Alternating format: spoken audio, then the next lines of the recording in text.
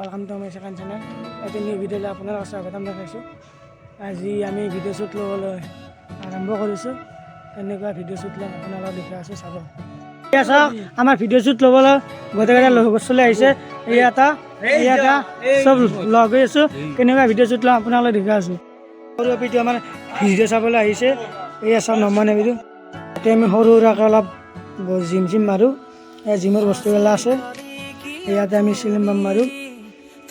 বহুত দিনৰ মূৰত এই খালত মেঘ পৰিছে। খালত মেঘ যা পথাৰত মেঘ তলত লাগি গৈছে ধানৰ ৰেডি হৈ আছে। ধান চামচা মাৰি এয়া কচিকে ব্লগ বনাই আছে।